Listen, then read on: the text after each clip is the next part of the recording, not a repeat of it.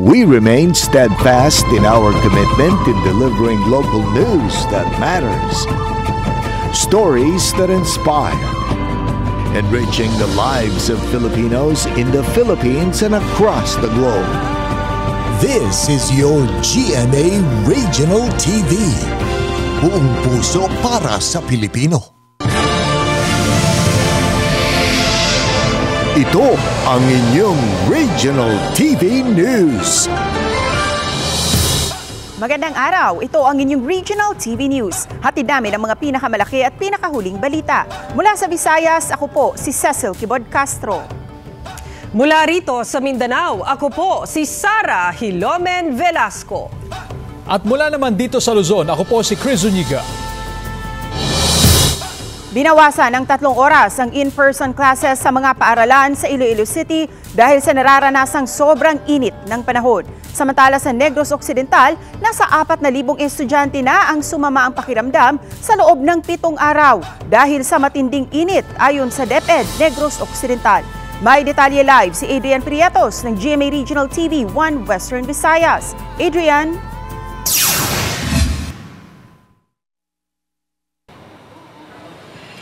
Yes, Cecil, mga kapuso, ramdam na nga namin dito sa Negros Occidental ang matinding init ng panahon. Kaya isa sa mga pinakapektado ay ang ating mga estudyante na hindi na komportable sa kanilang pag-aaral.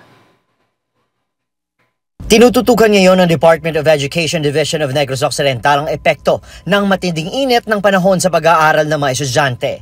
Kaya noong nakarang mga araw, nagsuspinde na ng klaseng ilang LGU sa Negros Occidental at nag-shift sa alternative delivery mode. Sa pinakahuling monitoring ng DepEd Negros Occidental sa loob ng mahigit 1 linggo, nasa 4,000 na estudyante ang sumama ang pakiramdam.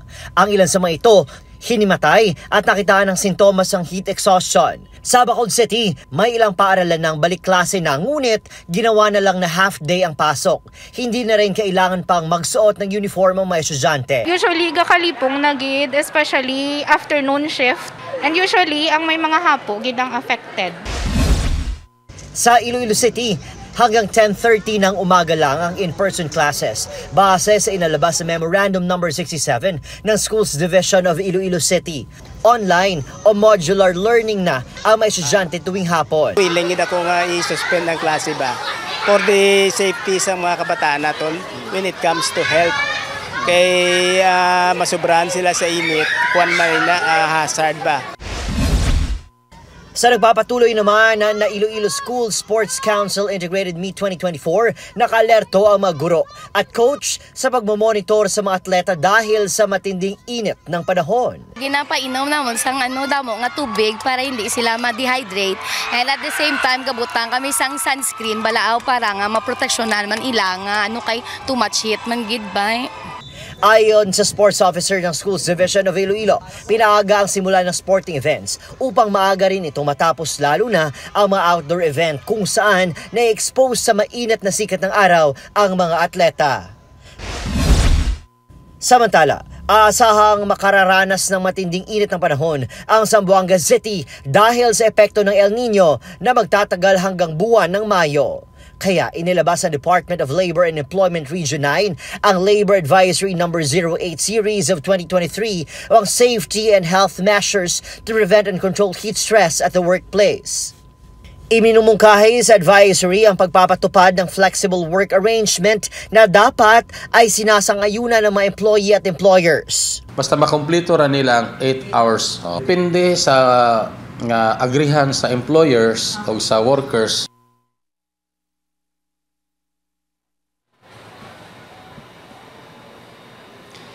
Cecil, mga kapuso, kasabay nga ng pag-shift sa alternative delivery mode ng DepEd, magsasagawa naman ng matinding monitoring pati evaluation ng bawat Schools Division Office sa mga paaralang nasasakupan nito upang masigurong tuloy-tuloy pa rin ang pag-aaral ng ating mga estudyante kahit na nasa bahay lang sila. Cecil? Maraming salamat, Adrian Prietos ng GMA Regional TV 1 Western Visayas.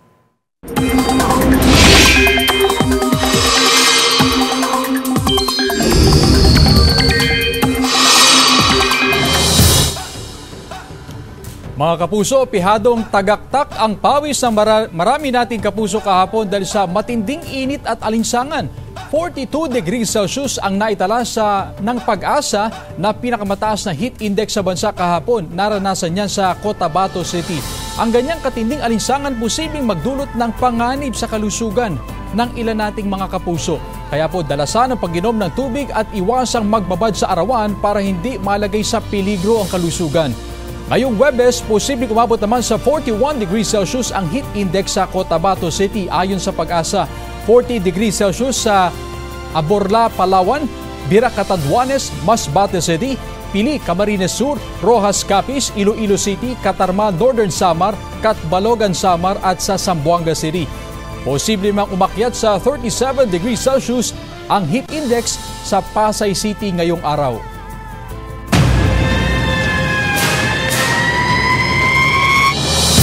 Ininspeksyon ng DPWH ang First Mactan-Mandawi Bridge sa Cebu matapos masunog ang mga kabahayan sa ilalim ng tulay. Umabot naman sa mahigit 1,700 individual ang apektado sa nangyaring sunog.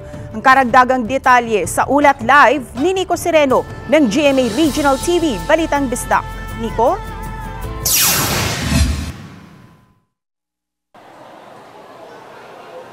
Yes, Cecil, isinailalim na nga sa state of calamity itong barangay Look sa Mandawi City matapos ang malawakang sunog nitong Martes kung saan mahigit 300 kabahayan ang apektado. Mahigit sa 2 oras bago naapula ng mga bumbero ang sunog sa 2 sityo, under the bridge at sa bantayan sa hari nitong Martes. Ang mga nasunog na bahay sa ilalim ng tulay ay nagdulot ng makapal na usok sa kahabaan ng kalsada. Kaya napilitan ang mga otoridad na ipasara ang tulay sa mga motorista. Upang masiguro ang kaligtasan ng mga dumadaan sa First Mandawi-Mactan Bridge, agad na nagsagawa ng inspeksyon ang DPWH. Sa inisyal na pagsusuri, napag-alaman ng ahensya na expose ang Pier 5 at Pier 6 o ang malalaking haligi ng nasabing tulay na malapit sa nasusunog na mga bahay. Maliban dito, wala umanong nakitang problema ang ahensya, subalit nakatakda silang magsagawa ng karagdagang assessment sa tulay na itinayo 50 taon na ang nakalipas. We'll report it to this regional office for, again, namagod sila yung mga tools ba to further assess the building. Ang sato sa rebars inside, katong napay mo mga JICA tools nga gi-donate for checking para sa bridge. Sa inisyal na listahan ng barangay, may 386 na mga bahay ang natupok, 560 na pamilya o 1,745 na mga individual ang nawalan ng tahanan. Kahapon nagsagawa ng special session ang barangay at nagdeklara ng state of calamity. Aminado ang barangay na kukulangin ang kanilang pondo para maitawid ang pagkain ng mga nasunugan sa 2 linggo. Sa ngayon, patuloy na iniimbestigahan ng BFP ang pinagmulan ng sunog. Sa ngayon, Cecil, nagsisibing evacuation center para sa maapektado ng sunog itong gym ng Barangay Look at ang katabing Cesar Cabahog Elementary School. May nahanap na rin daw na panibagong evacuation site ang barangay. Samantala, nananawagan naman ng agarang tulong ang mga apektadong residente. At yan ang latest mula dito sa Mandawi City, Cecil. Maraming salamat, Nico Sereno ng GMA Regional TV, Balitang Bisdak.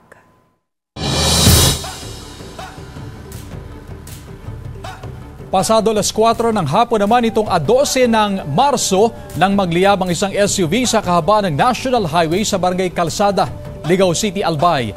Base sa investigasyon ng BFP, nagmula sa Camarines Sur ang sasakyan nang biglang huminto ang air conditioning unit nito. Nang buksan ng driver ang hood, doon na nito nakita na umuusok ang sasakyan hanggang sa tuluyan na itong magliyab. Posibleng sa wiring ng sasakyan nagsimula ang apoy ayon sa otoridad. Wala namang nasaktan sa naturang insidente. Nagpaalala naman otoridad sa publiko o sa mga motorista na ugaling i-check ang kondisyon ng sasakyan para makaiwas sa ganitong insidente. Naghihintay siya ng rescue na mag-ayos ngayon sa sasakyan. Nagliyab yung nasa harapan sa may dashboard. So ang ginawa niya, kumuha siya ng fire extinguisher. Binugahan niya kaso hindi kinaya. So nagliyab na totally yung buong sasakyan.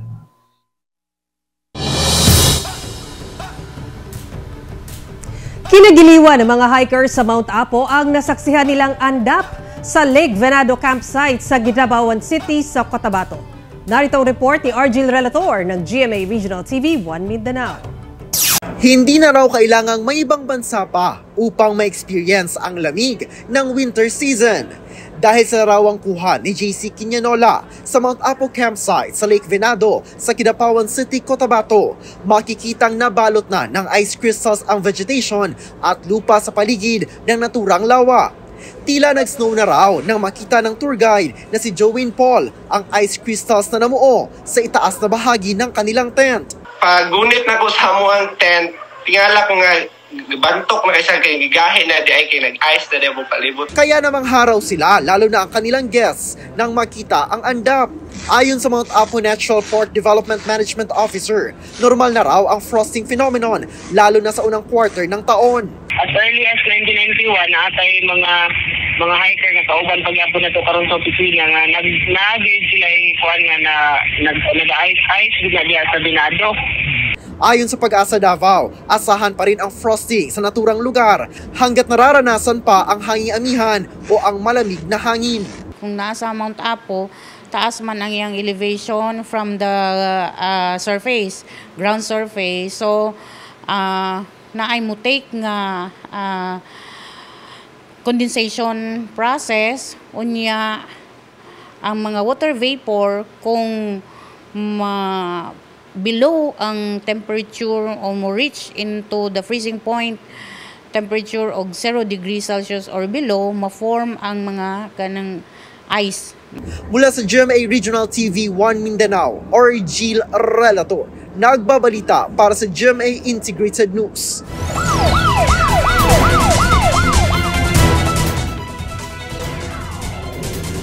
Natagpo ang patay at palutang-lutang sa Kalumpang River ang isang 15 anyos na binatilyo sa Batangas City.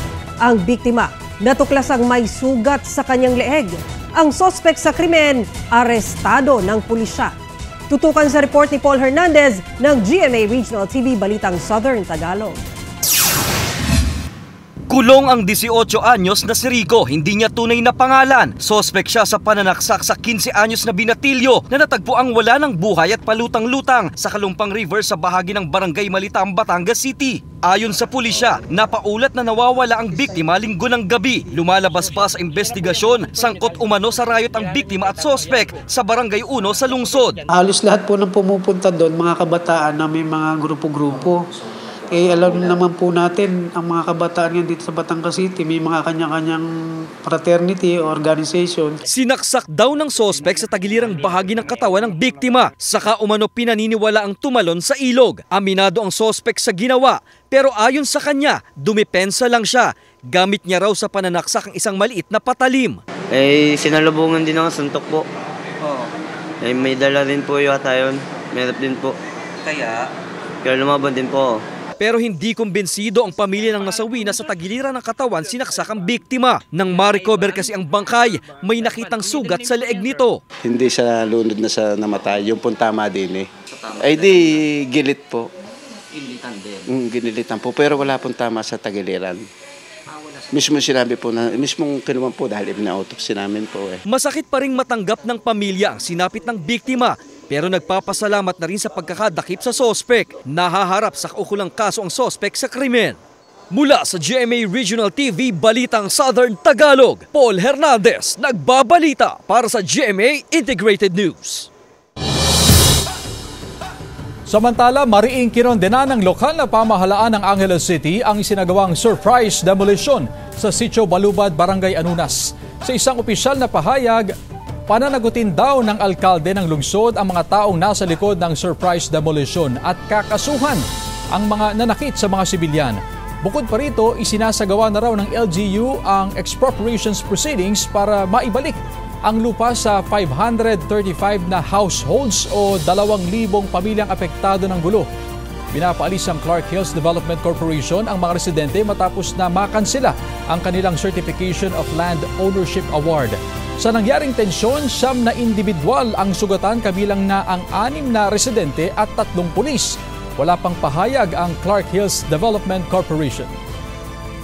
Arrested yung 2 suspect. Meron po tayong 3 na injured na police. Nagpapamedical na rin po sila. bote, yung boteng mga basag, tumama sa kanila. Tsaka bote, bato, o ano-ano. Dinadayo ang mahigit 30,000 tulip flowers na gawa sa recycled bottles sa isang eco park sa Lamitan City, Basilan. Samantala, isang waterfall sa Lamitan City, dinadayo rin dahil sa kakaibang rock formation ito. Tunghayan sa report ni Efren Mamak ng GMA Regional TV 1 Mindanao. Dinadayo ng mga turista at residente ang isang picture-perfect na eco park na may 30,000 tulip flowers sa Sitio Panansangan, Barangay Ubit, Lamitan City sa probinsya sa Basilan. Taong 2019 nang binuksan ito sa publiko ng Lamitan City LGU.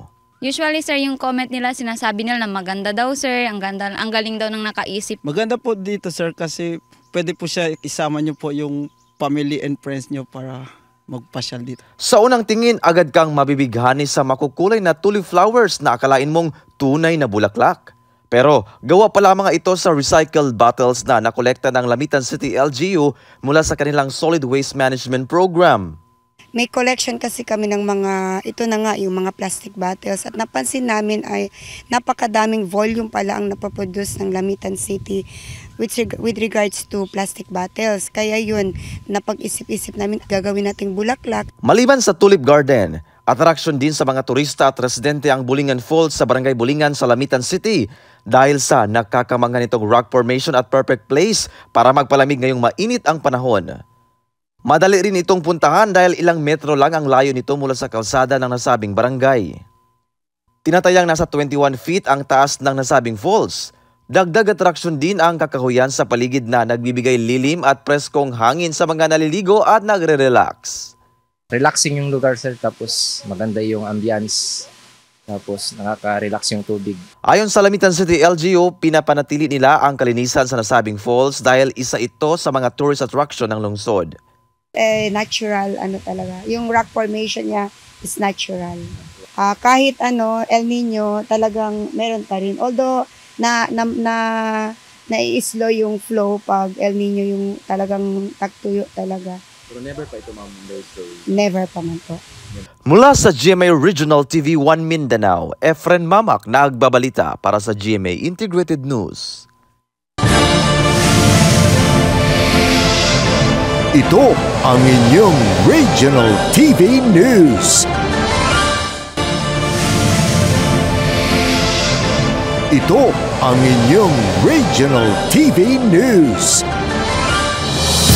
Natuyo at inatake pa ng peste ang ilang taniman ng mais at palayan sa Batangas at Pampanga. Ang ilang magsasaka pangamba ngayon ang pagkalugi dahil sa mga nasirang pananim. Tutukan sa report ni Denise Abante ng GMA Regional TV, Balitang Southern Tagalog. 20 ektarya ng taniman ng mais ang natuyo at inatake ng peste sa Lipa City. Kabilang narito ang 1 ektaryang taniman ni Aling Mayet sa Barangay Pusil na natuyo na ang mga bunga at butas-butas ang dahon dahil sa pag-atake ng pesteng fall armyworms. Talagang napakahirap. Opo, nagkanda utang-utang na nga para lang kami mga pagtanim. Kaya ang hiling ko po nga sa kanila ay bigyan kami ng binhi at abono kung anong pwede nilang ibigay sa amin. Sa tala ng Lipa City Agriculture Office, bukod sa Barangay Pusil, 4 na barangay pa sa lungsod na may tanim na mais ang apektado ng mainit na panahon, idagdag pa ang pamimeste ng mga uod. Tuyo at bitak-bitak na rin ang ilang palayan sa San Luis, Pampanga. Ayon sa ilang magsasaka, ngayon lang nila naranasan ng ganito katinding pinsala dulot ng dry spell. Kaya tiyak daw ang pagkalugi dahil sa mga tanim na palay na hindi nagbunga. Sa San Simon, inatake ng mga brown plant hopper ang mga palayan. Natuyo ang mga tanim at nasira ang bunga. Aabot na sa 58 million pesos ang pinsala ng dry spell sa Pampanga ayon sa Office of the Provincial Agriculturist. Naglaan na raw ng 51 million pesos na pondo ang Provincial Disaster Risk Reduction and Management Council bilang ayuda. Samantala sa Cebu City, naaalarma na raw ang Metro Cebu Water District o MCWD sa patuloy na pagbaba ng antas ng tubig sa mga water source. Sa datos ng Pag-asa, isa ang Cebu sa mga lugar na nakararanas ng dry spell. Mula sa 301,000 cubic meters na normal production, nasa 272,000 cubic meters na lang ang napoproduce bawat araw. Dahil dito, apektado ang 35,000 mula sa 200,000 water connections sa Metro Cebu. Mula sa GMA Regional TV, Balitang Southern Tagalog, Eunice Abante, nagbabalita para sa GMA Integrated News. Nasawi ang 22 anyos na rider ng motorsiklo matapos bumangga sa sinusundang sasakyan at masagasaan pa ng kotse sa Barangay Banilad, Nasugbu, Batangas, gabi noong linggo. Ayon sa investigasyon ng pulisya, tinangkang mag-overtake ng biktima pero nag-alangan umano ito kaya bumangga sa sinusundang kotse. Tumilapon ang biktima sa kabilang bahagi ng kalsada at doon nasagasaan ng paparating na kotse. Naisugod pa raw sa ospital ang biktima, ngunit idiniklarang dead on arrival. Wala namang tinamong sugat ang mga sakay ng dalawang kotse. Sinisikapang mahingan ng pahayag ang pamilya ng biktima at mga driver ng dalawang sasakyang sangkot sa aksidente. Muling umiinit ang paksa ukol sa mga itinatayong istruktura sa bantog na Chocolate Hills sa Bohol. Ang detalye sa ulat ni Nico Sereno ng GMA Regional TV, Balitang Bisdak. September 2023 nang nakipag-ugnayan ang Sangguniang Panlalawigan ng Bohol sa DENR para ipatigil ang anumang konstruksyon sa Chocolate Hills Protected Area. Iginiit ng Sanggunian na dapat klaro ang guidelines ng ahensya para maprotektahan ang naturang lugar, lalo na't ang Bohol ang nag-iisang global geopark sa bansa. Idiniklarang National Geological Monument and Protected Landscape ang Chocolate Hills noong 1997 ni nooy Pangulong Fidel V. Ramos. Iniimbestigahan ng Committee on Environment ng Lalawigan ang isang resort sa bayan ng Sagbayan na may itinatayong swimming pool, water slides at cottages. Kasama ring inimbestigahan ang nooy bagong atraksyon sa bayan ng Carmen kung saan may istruktura at hagdanang itinayo mismo sa burol. As of now, we have not received any official written comments or feedback from the DENR, and so with the result of their investigation. Sa opisyal na pahayag ng DENR, ipinaliwanag ng ahensya na nasa ilalim ng 1997 Presidential Proclamation, kinikilala ang mga karapatan ng property owners na nakakuha ng titulo sa lupaing nasasakop ng Chocolate Hills bago ito maideklara na protected area. Gayunpaman, pwedeng patawan ang lugar ng mga pagbabawal at regulasyon sa kung paano ito gagamitin at ide-develop na ididetalye sa Environmental Impact Statement bago pa ito isyuhan ng Environmental Compliance Certificate. Sa kaso ng resort, inisyuhan na raw ito ng closure order noon pang September 6, 2023 at notice of violation nitong Enero dahil walang ECC. Nakaamba na rin ang inspeksyon sa lugar para ipatupad ang closure order. Ayon sa official statement na inilabas ng Captain's Peak Garden and Resort, iginiit ng pamunuan na dumaan sila sa mabusising proseso bago simulan ang konstruksyon ng resort. Dagdag din ng pamunuan na may basbas ang proyekto mula sa iba't ibang ahensya, kasama na dito ang tanggapan ng DENR. Mula sa GMA Regional TV, Balitang Bisdak, Nico Sereno, nagbabalita para sa GMA Integrated News. Ilang Kapuso Stars pinasaya ang fans sa kapistahan ng Abra. Narito ang report ni Gab De Luna ng GMA Regional TV 1 North Central Luzon. 24 na nagagandahang dilagang rumampas sa entablado sa Miss Abra 2024 Beyond Beauty Coronation Night. Nagsilbing hurado ang sexy at stunning Kapuso actress and beauty queen Herlene Budol. Ayon sa Miss Philippines Tourism 2023 na si Herlene, malaking karangalan daw ang pagiging judge dahil sa taglay na ganda ng bawat contestant. This time parang hirap mamili kasi sobrang lahat sila sobrang gaganda at saka sobrang gaganda pala ng mga taga-Abra, kaya nakakagulat din na sa probinsya talagang daming tinatago, kaya sumali na kayo sa national pageant sa Manila. Nako, deserve nyo. Naghiyawa naman ang supporters ng itanghal na Miss Abra 2024, ang 19 anyos at police officer na si Geraldine Bangcoyo Acosta. Hindi nagpapigil ang mga Abreñans sa pagsuporta ng kani-kanilang kandidata. Nagtapos ang gabi bakas ang ngiti ng bawat dumalo. Ibinahagi rin ng proud Kapuso actress at bagong sparkle artist ang pasasalamat sa network matapos itong pumirma ng kontrata sa Sparkle GMA Artist Center. Sobrang saya ng puso ko, sobrang hindi ko mapaliwanag na parang pangalawang bahay ko na, merong mag-aalaga na sa akin na talagang totoo, may magtuturo, may magtatama sa akin kung may pagkakamali man ako. Tsaka excited ako na gampanan pa yung pagiging artista. Ngayon, tunay na artista na yung touring din ko sa sarili ko. Dati hindi eh. Excited na raw ang newest Sparkle Stars sa mga proyektong ipagkakaloob sa kanya. Mula sa GMA Regional TV 1 North Central Luzon, Gab De Luna, nagbabalita para sa GMA Integrated News. Ito ang inyong Regional TV News. Ito ang inyong Regional TV News.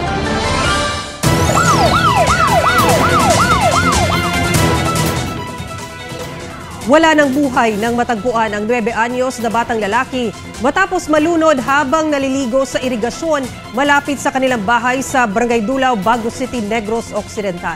Ayon sa Bago City Police, kasama ng biktima ang ina nito nang maligo, pero saglit na bumalik ang ina sa kanilang bahay upang i-check ang isa pa nitong anak. Laking gulat nito nang wala na ang anak pagbalik sa irigasyon. Pagkatapos ng 2 oras na paghahanap, natagpuan ang katawan ng biktima.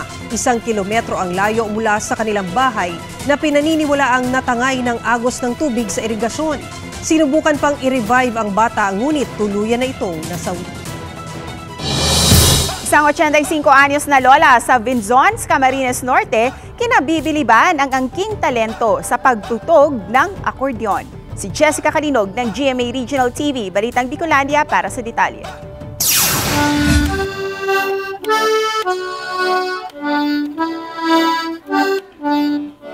Pamilyar ba kayo sa instrumento na ito?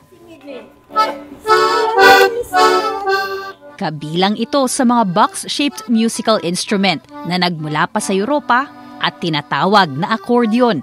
Bihira na lang kung makakita nito sa rehiyon. Kaya naman kahit 85 anyos na, may ibubuga pa raw si Lola Adelina, na kilala sa bayan ng Vinzons, Camarines Norte dahil sa angking galing nito sa pagtugtog ng accordion.